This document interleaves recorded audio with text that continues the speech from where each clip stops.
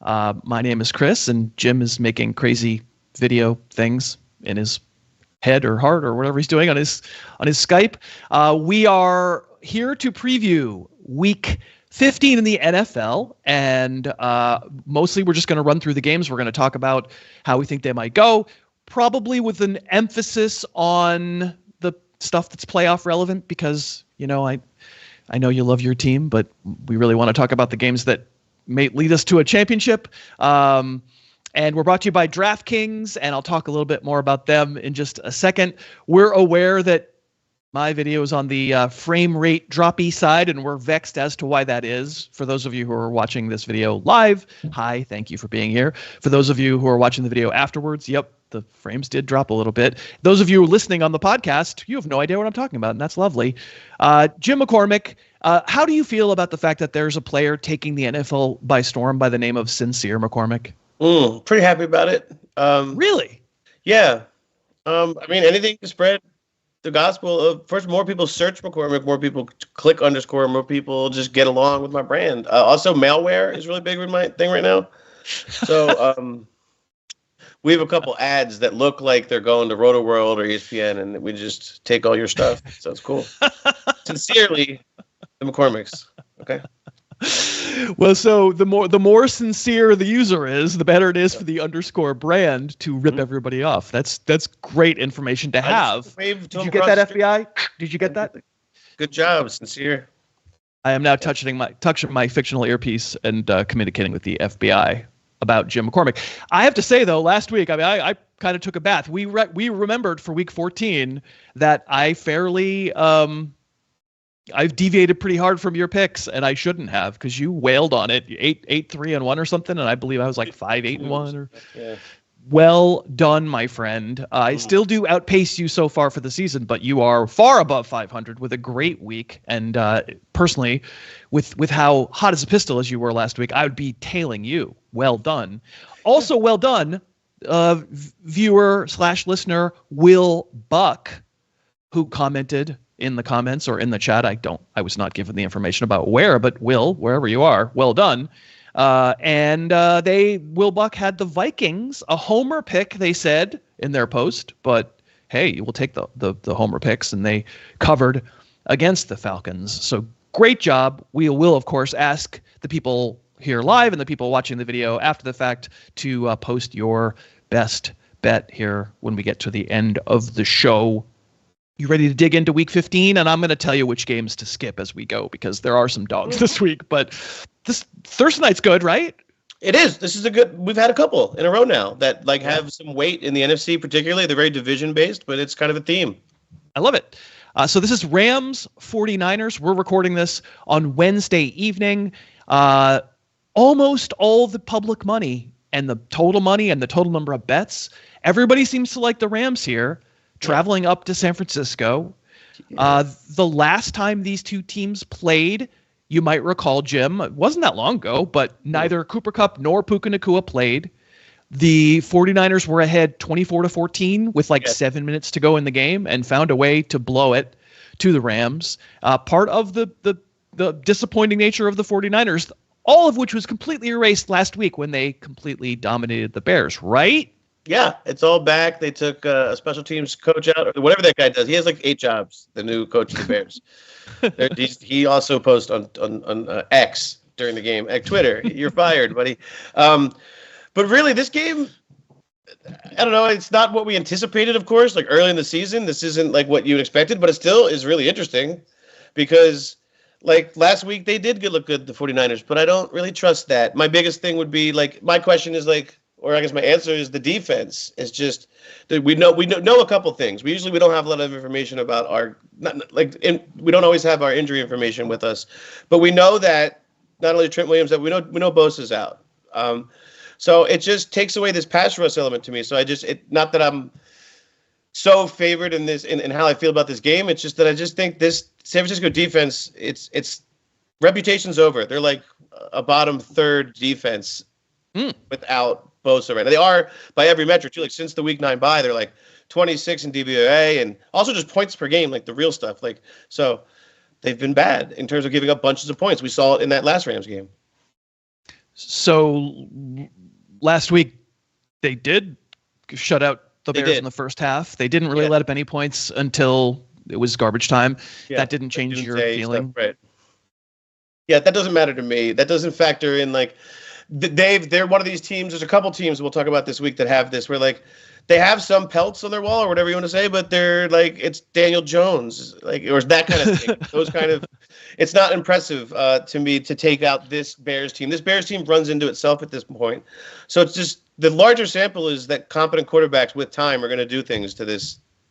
A non-Nick Bosa. Joey Bosa is also not playing, but Nick Bosa, So I just think it's a different team. It happened. We've talked about this before.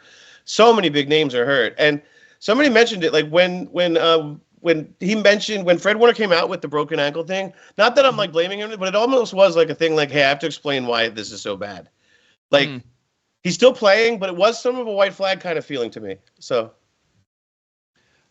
I mean, I feel like I've been trying to talk you into the 49ers, and I'm kind of on your side of it. I'm kind of on the public side of it.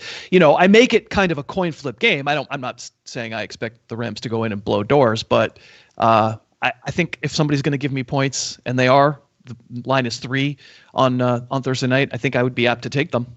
These dudes are just like, they're. I mean, not that I saw them, I wasn't there, but watching the Eagles, watching this offense against the Eagles, and now watching them last week, obviously that was a perfect game. They threw a perfect game last week, but they're capable of that. And this is like, I think the Bills actually have a better setup defensively than the 49ers do. So, all right. So we're on the same side. I'm going to say hi to some people in the chat. Kevin, hi. Drew, hello. Steve is here on time for once. What the heck? I see SAS. I see Kicks Plug. Victor missed the movies. I was blue skeeting with Victor the other a few hours ago, and they said they were not going to be here, and now they actually are. Hi, Daniel, Randall, Jim, Tomas is here. Ty, Invader Coda, Sir Gluten Fry. Hi to everybody. Thank you so much for coming and joining us live. For those of you who are watching or listening afterwards, we have so much fun with our live folks. We're going to answer some questions later on. We're going to take their thoughts and comments and feedback as we go along. Let's move on to the early games on Sunday. And the games that we'll, again, talk most about and preview, we've got 16 games, so we're not going to do the full workup on all of them. But the ones with playoffs implications, I would love to get your thoughts on, Jim. And I think even though the Saints are eliminated, the Commanders game does have some implications. The Commanders are the wild card team that everybody really has their eye on. And, were the Rams to win on Thursday night, they would be a half game back of the Commanders. So this is a big game coming off of a bye. And yet I kind of want to talk about the Saints. What I want to talk about the Saints in relation to the give up quotient, to the extent to which no Derek Carr probably, as of our recording this, they haven't admitted it yet, but he's probably not playing. And I mean, Alvin Kamara is sick and not practicing, but illness usually doesn't hold you out. There's a lot of Chris Olave's not coming back. Rashid Shaheed's not coming back. There's a lot of attrition on the Saints, and they usually are a pretty game franchise, and they have a crazy person, as Dave Piper pointed out in the Silliest Thing video this week, as their new head coach. This is a huge number. We knew this was going to be a really big number for a rookie quarterback coming off the first bye week of his life. They have 6 rookie starters on that team, the Commanders do. This is not typically something you would see in December, this big of a road favorite. So it really is a Saints question, like, are they a dead enough stick, despite having beaten the Giants on the road last week, that they are kind of worthy of being this much of a home dog? I don't think so. Feels like one of the cases where the special teams guy, the rah-rah guy, actually does something together. Not that I believe, how long does it last? We have a 2-week sample of it or whatever it is. But the point being, like, they do have some predictability, which is like they're going to just give Alvin Kamara the ball 140 times and kind of get out of the way. But I don't know. There's something bankable or like predictable about that, at least, rather than just, I don't know, Jeff Saturday or something, like, something just ridiculous, but teams do this these days where there's like Glenn in accounting, like, but the thing is, with Washington, my most recent impression is like this team isn't doing it. But then right before the bye, they showed a couple flashes where they had like big scoring games. What did they score right before the bye? Was it over 40 or whatever it was? But my point is, I think there's something to this team being able to run all over the Saints, which is why I think the line's so big. There's something about this just getting out of hand. It's one of those lines where you think it's too big, and you're going to look up in the first quarter, it's going to be 7-0, and you're like, why did I do this? But that said, I think it's too many points. I just think it's too many points for this team because I don't think it's a dead team, the Saints. I don't think they're completely dead. I think conventional wisdom would be this is the wrong spot to be backing the Commanders. This is the Commanders will probably win. And for all the reasons that we would expect. I mean, they have all their starters. They have all their guys. Right. Jaden Daniels is good and feels like if he was limited in the middle of the season, maybe some of what limited him is over now that he's had a bye week. So the conventional wisdom would say Commanders win, but man, it's asking an awful lot of them. And all I'll say is the line is 7.5. And in my little head, before I knew what the line was, I set it at 8. So I have to be on the Commanders. But I do feel like the smart side. You're on the smart side. I'm going to take the points. Yeah, I mean, I just wonder, what does Cliff Kingsbury do with an extra week? Like, go to the Ray-Ban factory? What does this guy do? You know what I mean? Like he's a Rorschach test. You can't give him a week. So indeed. Yeah. All right. I'll get to more games, obviously all the rest of the games in a second. Let me just thank DraftKings for continuing to make this show possible. For those of you who are maybe crashed out of your fantasy league and maybe you play DFS, but you've never tried the sportsbook product, it's a good time to do it if you download the DraftKings betting app, the sportsbook app, and you use the code HarrisTube, all one word, HarrisTube, for YouTube. You get it? You make one $5 bet, and if you get it right, you'll get $150 in bonus bets put into your account right away to play around with, to spread around. And to be honest, Jim, making a $5 bet is what I do. I don't want anybody out there listening to this show thinking that we really know what's going to happen with any like massive degree of certainty. We want fun. We want entertainment. And I have to say, one $5 bet for me, that makes me plenty invested. That's fine. Like, I feel like I want to win, but I don't feel like my financial future is at stake. So please be smart and enjoy it responsibly. But if you do download that DraftKings app, it would help us out. If you've never done it before, use that code HarrisTube. One $5 bet will get you $150 in bonus bets if you nail that bet. Thank you so much to DraftKings for continuing to sponsor. All right. So another playoff game, implication-y playoff game. Mm-hmm. The Dolphins are on the outside looking in. If they were in the NFC, they would be in. Probably not quite in, but like good. And then you've got the Texans ahead in their division. So, I mean, the Texans coming off a bye, and you would think they understand what's right in front of them. They're not going to make the playoffs as a wild card team. Their job is to stay ahead of the crappy division in the AFC. They probably can do it, but they probably shouldn't drop this game against Miami. Mm-hmm. I want to kind of, is there a way for me to remember what the Texans were like when they were a very good team that was snake bitten, as opposed to, that offense might suck. Like we kept saying on the show, like, wow, they really could have won that Lions game. Wow, they really had bad luck in this game or that game. Packers game. And then the last few, it was like, oh. And is there a way for us to get back to us not having that feeling in the pit of our stomach, like, oh wow, we just missed on CJ Stroud. This offensive scheme is stale. Like, right. I don't know if I can answer myself. I'm not sure a win over the Dolphins is going to make that go away.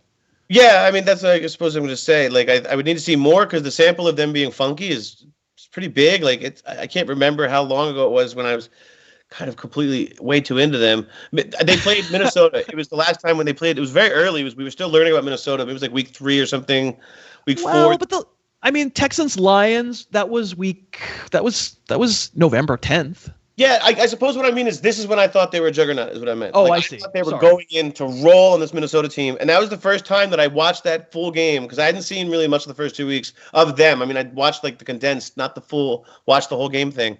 And when that happened to me with that game, of course you had Brian Flores, you had some wild cards. But I was like, wow, they really didn't have many answers. And so I don't know if what's going on with, is it the offensive coordinator that's getting caught up too? Like what's happening?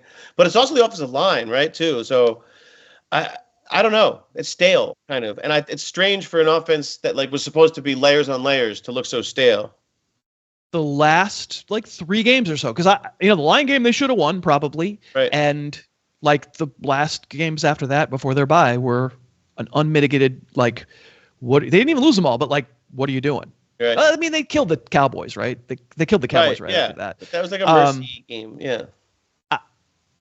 I am apt, I think, to believe a little bit, to think that the hate goes too far. Right, okay. I mean, you're in large the League of American Recreational Gridiron Enthusiasts, a fantasy league, and unfortunately, you did die a dusty death in the first round of the playoffs. Irving go down, yeah.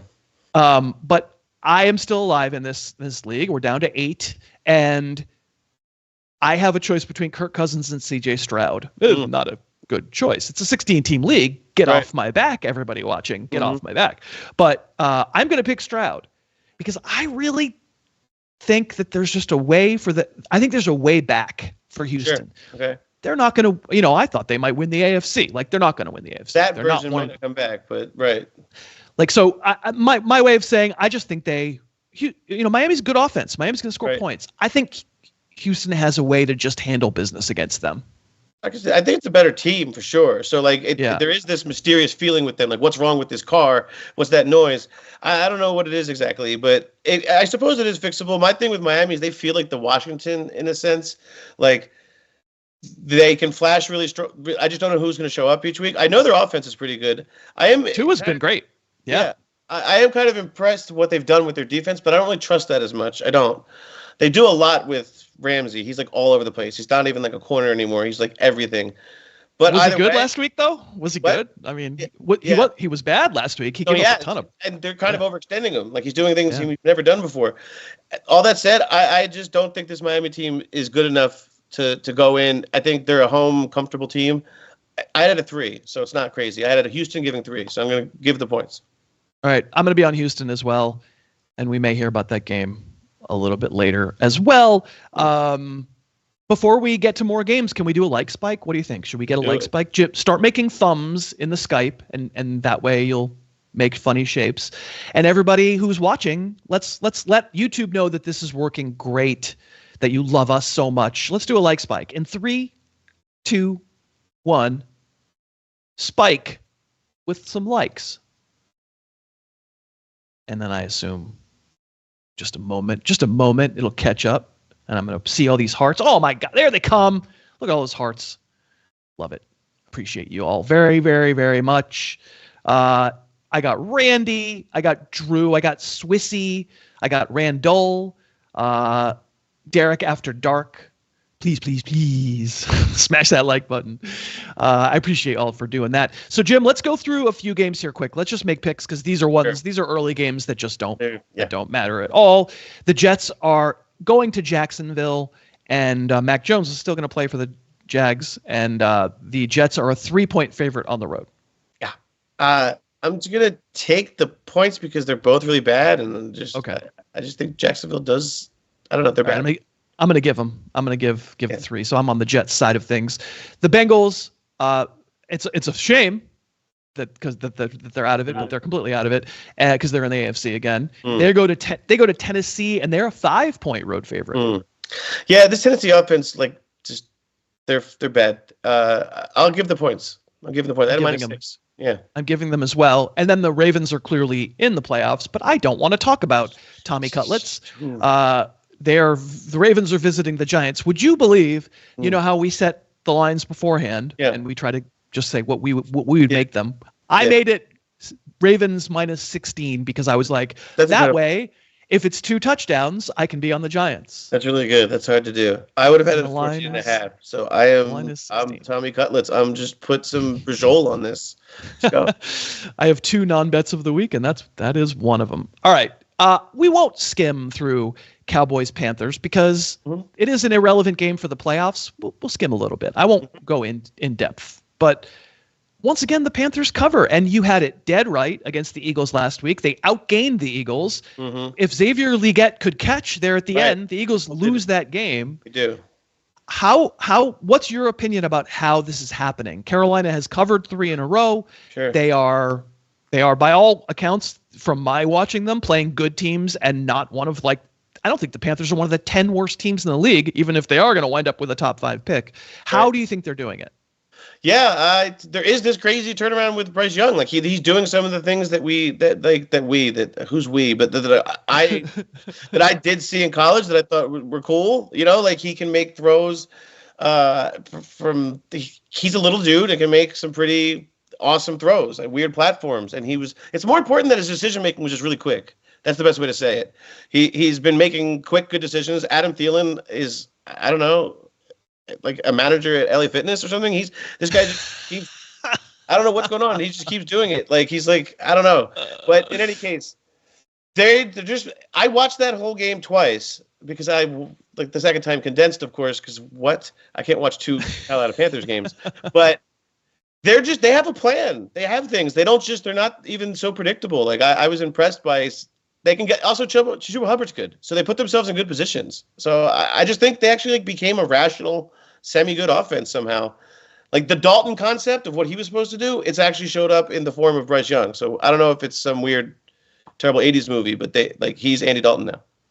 Expectations were so low, right? And now everybody's kind of caught on. Like, you know, your uncle who doesn't know anything about the NFL, but, you know, swaggers around the bar and thinks now he knows the Panthers are covering. Yeah. They don't win, but they cover. So now there's pressure. They're actually favored. So it's Panthers -3. It was 2.5, and I would prefer 2.5. But the Cowboys are in a tough spot coming off a short week, losing a ridiculous, Leon Lett fumble on a punt block. I'm going to give them. I'm giving them 2. This is crazy, but I had this at 3.5 to start, and I thought I was going to have space. I know that Dallas isn't a public team at the moment, but I still just thought, right. I don't know, Micah Parsons cried in public. I thought this would matter. So. All right, and then the Chiefs, the last of the early games, the Chiefs, who I want to talk about the Chiefs in this game, not so much about Dave Piper's Browns, but they're going to Cleveland. It is, of course, a Kareem Hunt revenge game. Thank you, everybody. I do it every week. The Chiefs, they win again. They win with a doink at the buzzer against the Chargers. I asked Jamie Eisenberg this question on the podcast on Monday, and I'm just going to ask you too. Are the Chiefs actually this quote unquote bad, even though they've lost one game and are, on a crazy streak? Mm-hmm. And therefore these escapes, these close wins are going to turn into losses the way it turned into a loss in Buffalo once we get to the playoffs and they're playing real games with real teams. That's behind door number one. That's one up. There's only 2 options that are possible here. Sure. Or the other one is that they are sandbagging, that they are throttling it down. They are like the Patriots, the Brady Patriots squared, because the Brady Patriots were never this much of a ridiculous escape team. Right. And they're just sort of like they've got the rope-a-dope. Their bag of tricks will come out in the playoffs. Which of those 2 things do you think is likeliest? Probably the rope-a-dope more likely, even though that sounds crazy. I kind of believe it, too. I know it sounds ridiculous because it's just like a conspiracy theory at this point, essentially. As if it really is. It's really just football games that are occurring. And there is an incredible... It's both things at once, where there is this incredible luck that's not going to sustain. You can't win all of these games. But they are going to win more of these games than almost any other team over a very large sample because of the way that they won the stuff that you talked about, those weird small moments where they can see it in the opponent and they say, this is the moment, they just messed up, let's go. And they know when to take it, but they also just stay around. It's that point, too, that they're never so out of it. The Brady Patriots, it wasn't always that they beat you. It was that they always had a chance to beat you, too. So I think that's what they do. They can play down to any opponent, but is there an opponent that we think they're so inferior to either? That's the strange part, is that there's all this negativity, but you can put them against anybody. You'd be like, oh, they might still win. It's Pat Mahomes. They're bad, but they're still they have a chance against anybody. I believe all that stuff. I actually believe they physically are withholding plays. Saving like LeBroning. I think they're LeBroning. Yeah. I think Travis Kelce at any moment for a short window can go do 10 catches, and he will for 3 games. He did that last year, right? He absolutely did that last year. And last year was Rashee Rice. This year will be Xavier Worthy. And they're waiting to get Hollywood Brown back. They're waiting to get some of these identity pieces back. Yeah. So I believe it. That's not really relevant to the conversation of the Browns game. Right. But, Jameis is what Jameis is. Like, come on. It is what it is. The Chiefs seem like they're out of options at tackle. Yeah. Like they're having to go to DJ Humphries and he gets hurt and he's probably not going to play in this game. So who's the left tackle? I don't know. I say, well, we can just make a pick. I mean, sure. Chiefs don't cover, so I'll take Browns +4. I'm just taking the points. One, Jameis factor, super fun. Him in a big moment. Also, the fact that Myles Garrett is like playing me next week, and like, let's be honest, like the Browns, like Jimmy Haslam came out and said he's just that he's going to take the offseason to figure out the quarterback situation. So big stuff happening. I'm looking at the chat as we started talking about this game. Kevin says Browns +4. LOL. Is it even a question? There's no way this game isn't like 13-11 at one point. Like. He says if the Chiefs cover a spread, all the players will vaporize like a Thanos snap. True.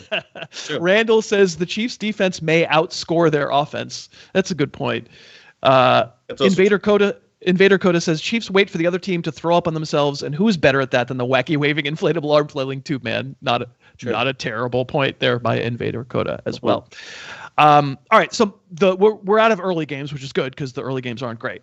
The late Sunday games are very good, but a couple of them are not. We'll go fast through these two. Sure. The Patriots, the Footy Pajamas, they are traveling to Arizona. The Cardinals are favored by 6. Who would you pick there?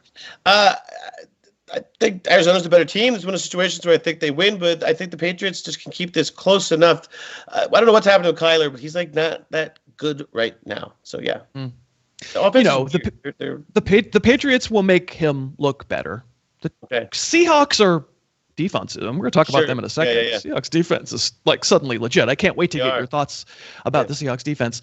So like Kyler will by definition look better against the slappies that the Patriots are throwing out there. I don't know what the Cardinals have done to engineer a trust for a 6-point spread, so I'll be on the same side. I'm going to take them. And then the Peyton Manning Bowl, the Colts visit the Broncos. The Broncos are favored by 4. Who do you got there? Yeah, I'm going to give them. I do think there's some chances for, like, Denver's missing some pieces. I actually think the rookie corner being out, like, because then you get Levi Wallace out there who's just like, please throw to me. But at the same time, I just think this defense is too good for Anthony Richardson. So I'm going to give the points. I am also going to give the points. Denver -4 is where I would go. Hey, should we do 5 minutes of fantasy? We should. This is a good breaking point. How do you feel about 5 minutes of fantasy, chat? Let's do it. I want everybody to realize I sometimes don't remember that, we got a bunch of people in the chat right now. Some of you might only know us from this YouTube channel.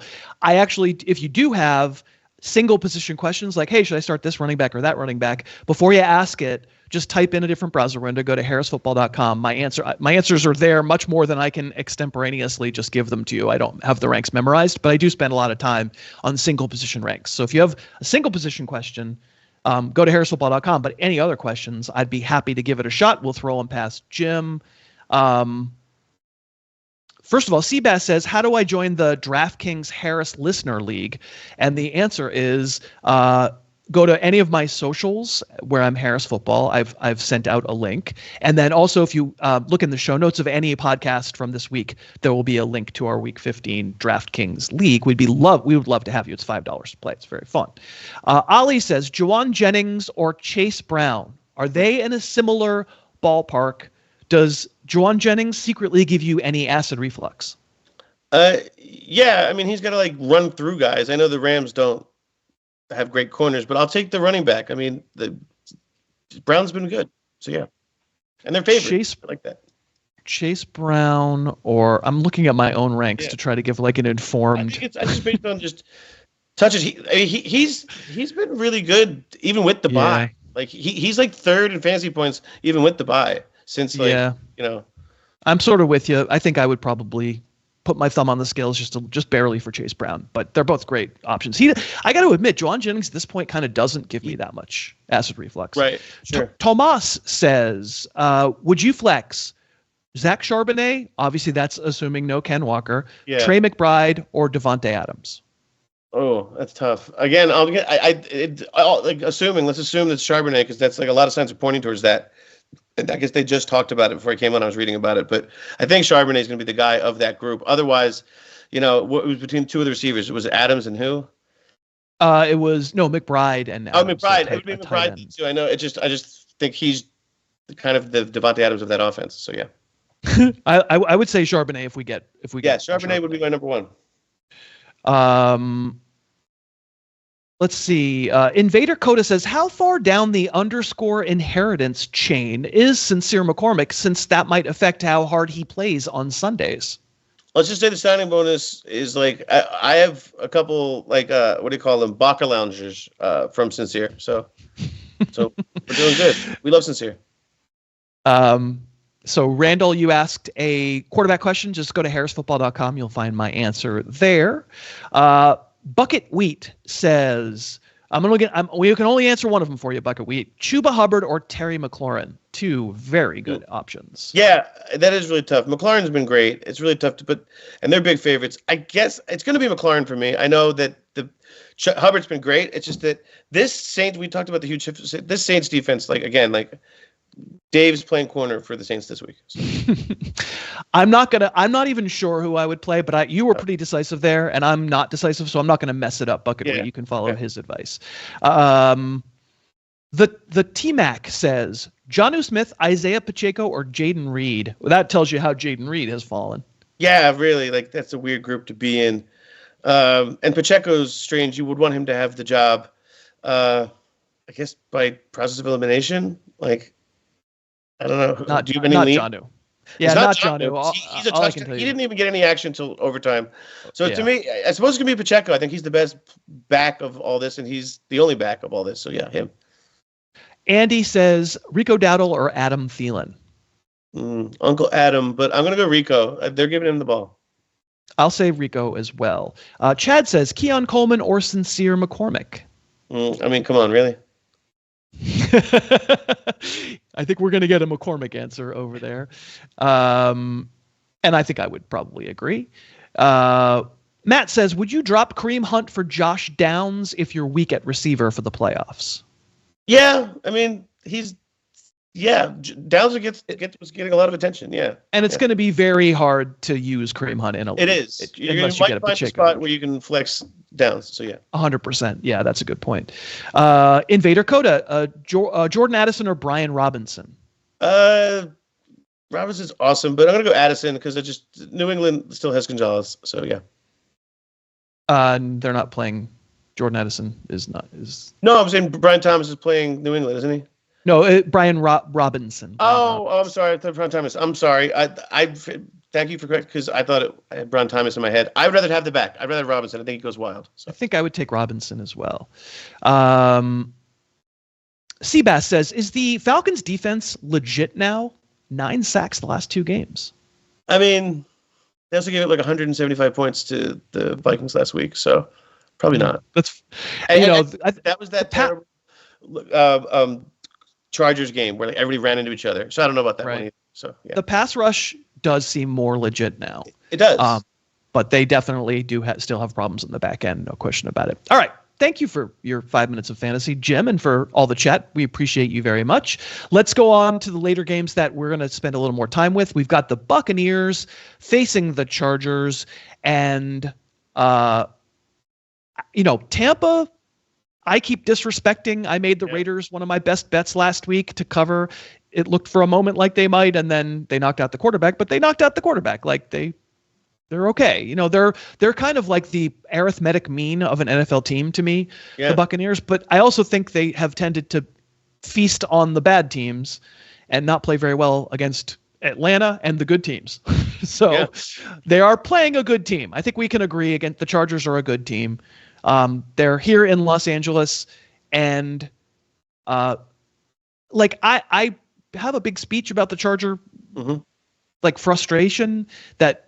Okay, yes, they haven't surrounded Justin Herbert with the right stuff, and it makes me mad and yada, yada, yada. But don't you, if you're Justin Herbert, have to hit that bomb to Josh Palmer on Sunday night? Aren't we out of excuses if you're not going to make that throw? Yeah, it's on him as well. Some of this is maybe it's conditioning over all this, but he's had these options before. Meaning there have there was times that he had Keenan Allen and Mike Williams, like when Mike Williams would be healthy, but like they would produce, and there was still always something that felt like it was missing. And you could say it was the coach and all these things, but there is a theme.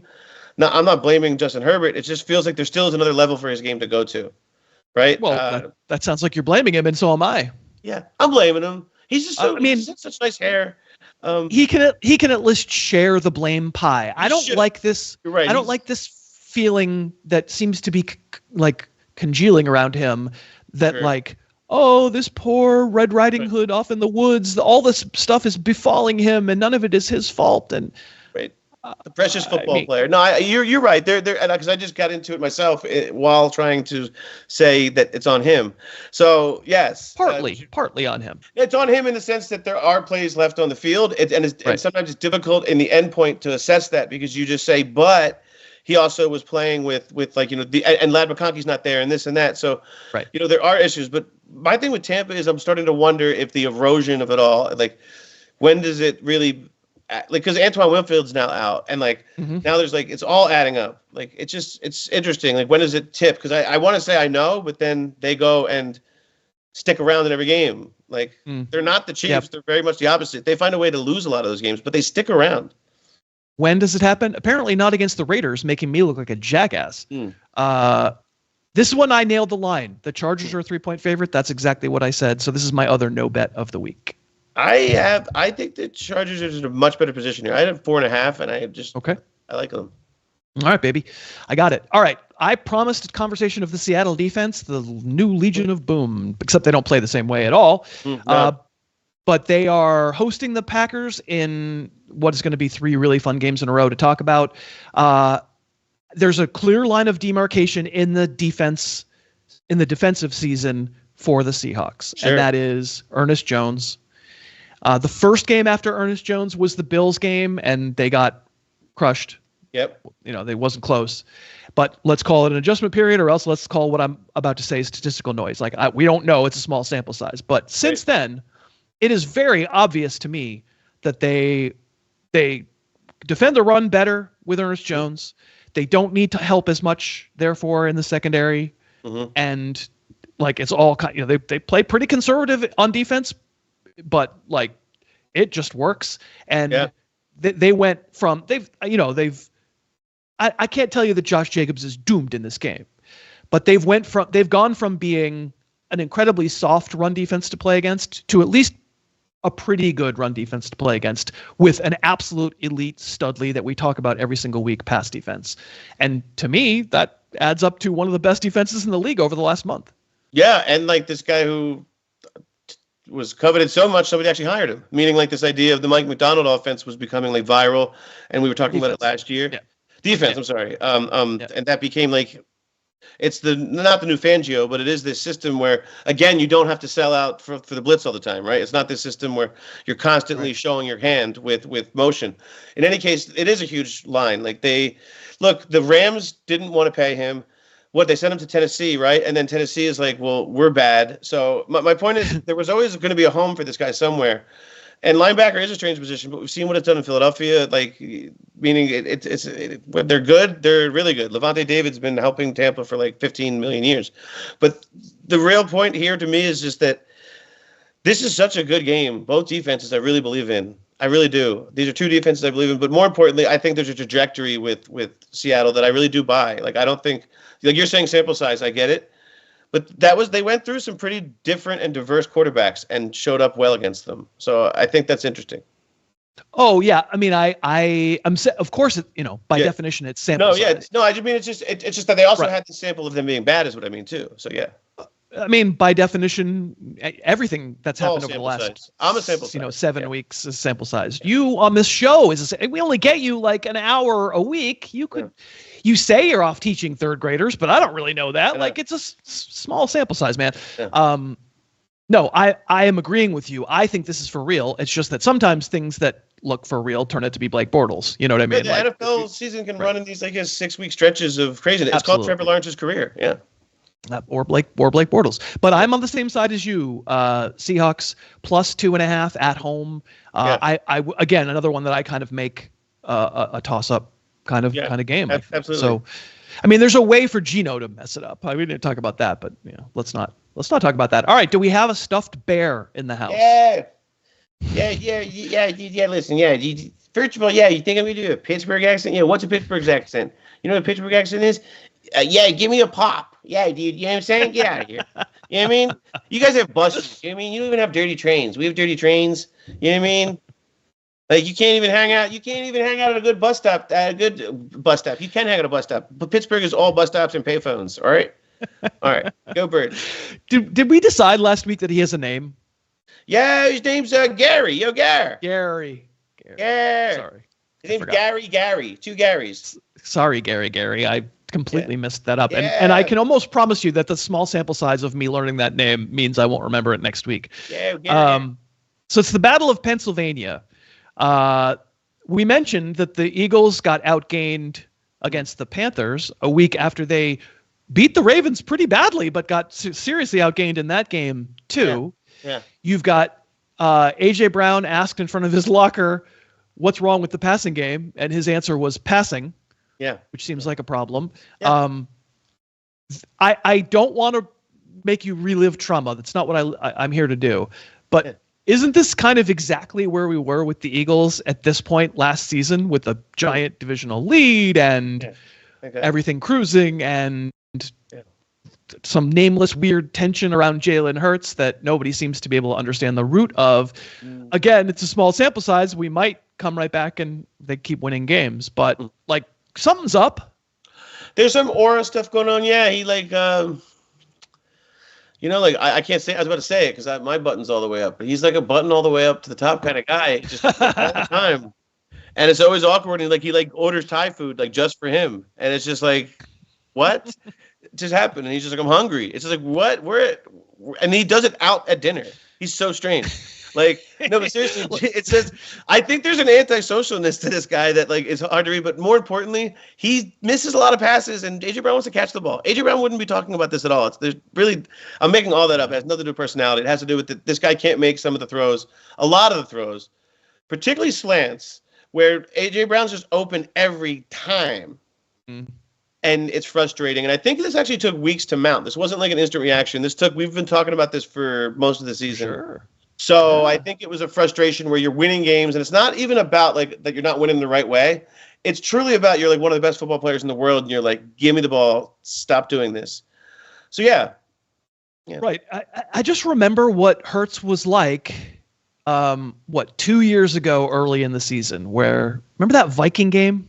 Yeah. Where we weren't sure he was the starter still. It was like he the SWAT game. It's where when he drug people from the 5-yard line. Yeah. But also a bunch of deep balls. A bunch of crazy, all over the place. Devonta was all over the field, and Yeah.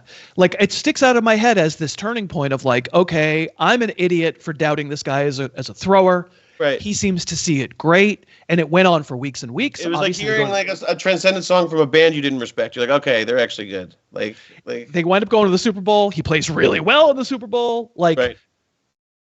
And suddenly it's just flat reversion. He looks freaking awful throw.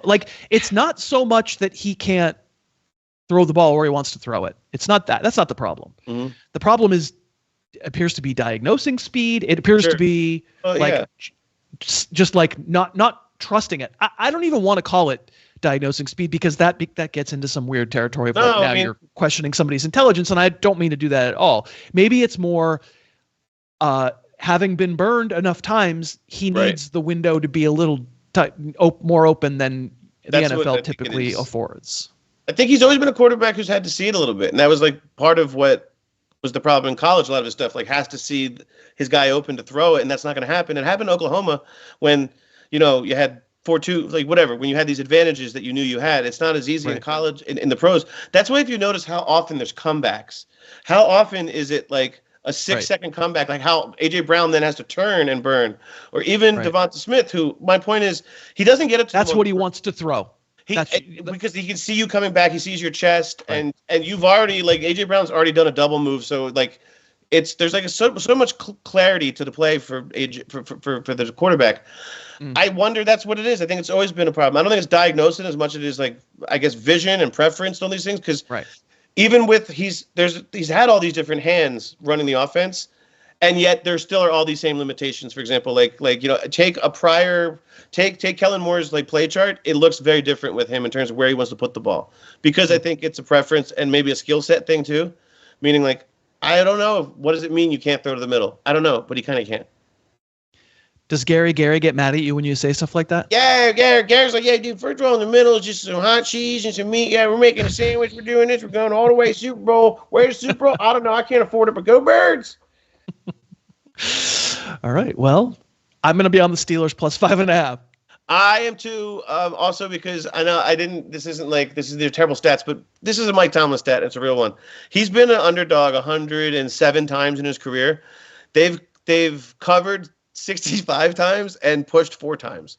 So 69 out of 103 times they've gotten your money back or won you money. So, yeah. We haven't even gotten to the game of the week. I saved that for the last of the Sunday games. Yeah. The Bills and Lions. Let's move on. Just kidding. Let's talk about this game. So this could be the Super Bowl, and it could be the Bills losing in the first round. They're probably going to get a bye. They probably won't lose in the first round. Mm-hmm. So about the Bills' clock management at the end of that game against the Rams, there's a little part of me that is, obviously overawed by what Josh Allen did in that game, coming from behind. And you said it earlier, the Rams essentially pitched a perfect game. They didn't make a single mistake. Did I read that it's the first time in NFL history that both teams scored over 40 points with no turnovers in the game? That's crazy. It was just nuts. Yeah.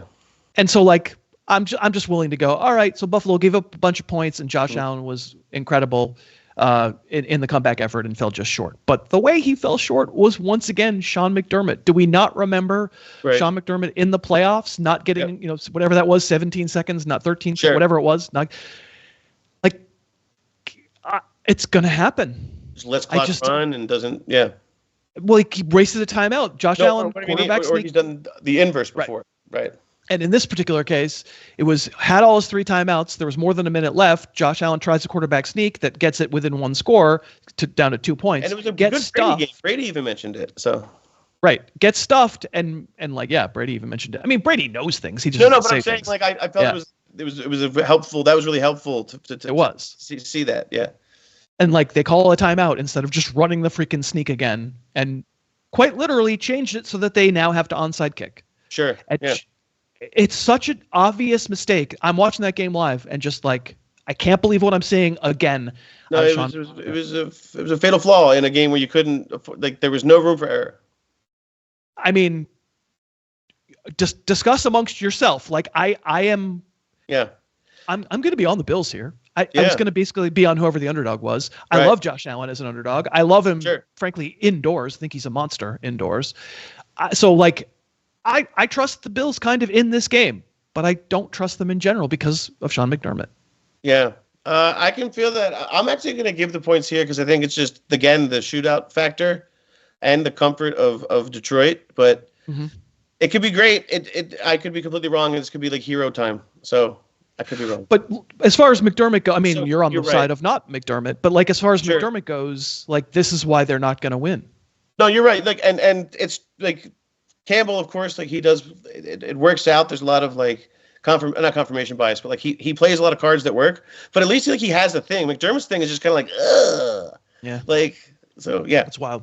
Wild. Can we do one more like spike? Let's do one more like spike from the beautiful people. We had a lot of people watching us, and I'm so appreciative that you're all here. It's so cool. On a Wednesday night, you took time out of your evening to come watch us and hang out, and we do not take you for granted at all. It really means a lot to us. Let's do a like spike in 3, 2, 1. We're spiking like the wind. So many hearts are flying through the chat right now. It's almost hard to. It's like a Valentine's Day massacre, as they say. Appreciate you all very much. 2 Monday night games, which means they didn't need to flex the bad one out, but there is a bad one, and it is the aforementioned Atlanta Falcons, who they probably have found a pass rush now, even though the rest of the defense isn't that good. I don't need any analysis. I just need a pick. They are in Las Vegas, and the Raiders we don't know for sure as of our recording this. It's possible Aiden O'Connell can play, but we're going to assume for the moment it's Desmond Ridder. So it's a Desmond Ridder revenge game. Oh, good. I was about to request that. Thank you. Yeah, except he's bad. Falcons are in Vegas, favored by 4. Who you got? I don't know. Bad revenge sounds like a bad movie. This sounds like a bad game. And I am going to give the points because it's just Atlanta's bad, but are they this bad? We'll see. Yeah, I'm giving them 2. And then the last game we'll talk about is the Bears coming off of just weren't we going to get the dead cat bounce? Wasn't I on Chicago last week because we were going to get the Eberflus bounce? What I don't know about like the elasticity or the bounciness of dead cats, but I assume this one didn't work. It did not work, Matt Eberflus. They've lost 1 million games in a row, and this one was not Matt Eberflus's fault. It was embarrassing. And they are traveling to Minnesota, who keeps winning games. And there's a moment in that Vikings-Falcons game where they absolutely can lose that game. Oh, yeah. And then they score to go up 28-21, I think. And then the Falcons fumble the kickoff. And then that's very Falcon-y, and that's all what happens. But, like, that was not a sure thing at all. The Vikings are favored by 6.5. How are you just generally viewing that game? It's a lot of points. I had it at 7. I just kind of think Minnesota, this is who they are. Like, not the Darnold 500-yard version, but the send 5 million blitzes at your brain kind of version, and that's not going to be great for Chicago. It's not. Brian Flores doesn't take a week off with that stuff. Yeah. So these guys played not that long ago. They played an overtime game. It was, yeah. In Chicago, like November 24th, like 3 weeks ago. So, and that was part of our kind of appreciation that Caleb Williams maybe was getting it a little bit. They scored a bunch of points and took them to overtime. And I also set it at 7, so I guess I'm going to give them, maybe that's a sucker bet, but I feel real burned by last week. I'll tell you that right now. We've made it through all of these games. It's 16 of them, and we talked about all of them. We hope that you enjoyed watching us if you're here live. We hope that you've enjoyed watching us if you're watching on YouTube after the fact. And we hope that you enjoyed listening if you're listening on the Harris Football Podcast. We are so thankful to have DraftKings as a sponsor once again. If you have never downloaded the DraftKings app and you would like to help out the show and make sure we get sponsored again next year, please sign up using the code HarrisTube, all one word, and then you can make one $5 bet. If you nail it, you'll get $150 in bonus bets put into your account. You want to do some best bets before we get out of here? Sure. Yeah, I think I'm just going to do it. Just do it right away. I'm going to do the Rams. I just think they're I think they're running hot, and they're kind of team that runs hot. I don't think it's going to last in the playoffs, but for right now, I think they're throwing to this Hawaiian guy, and it's really working. They're pretty good. The other thing would be, I'm going to go Cincinnati. Okay. Polynesian? I'm sorry. Cincinnati. Yeah. Cincinnati at Tennessee, you're going to give those points. So I promised that I would do Houston, so I'm going to do the Texans. I think they can beat Miami by a field goal. So I will be on Houston minus 2.5, and I'm going to be on Seattle. I think the defense is for real, and I like this spot. So maybe Packers win by a couple points, but I'll take the points plus 2.5. But what do you think, chat? You can actually right now, Dave Piper knows to look for your picks now. So in the chat right now, before we end, you can actually put your favorite wager, and we'll shout someone out who gets it correct next week. And of course, if you're watching after the fact, please down in the comments, just say hi and give the video a like. That always helps. And I'm sure there's some canned audio of me afterwards saying, please, please, please to subscribe to the channel and like the video. But in the meantime, tell us down in the comments who your favorite bet is of the week. That's going to do it. My apologies for my dropping frames. We're efforting a solution. We don't exactly know why it's happening, but we'll make it better in the future. I want to thank Dave Piper for working tirelessly on all of our issues and producing awesome content. He's an amazing producer. Jim McCormick, you may not be sincere, but you are my good friend. Yes. And I appreciate you a lot. And Gary, thank you as well. Yeah, Gary. Well done. Gary's unhappy with me. He's unhappy. Thank you to everybody in the chat. You're awesome. Thank you so much for being here. Everyone else, thanks for watching and listening. We appreciate it so much, and we'll be back next week. We'll see you then. Bye.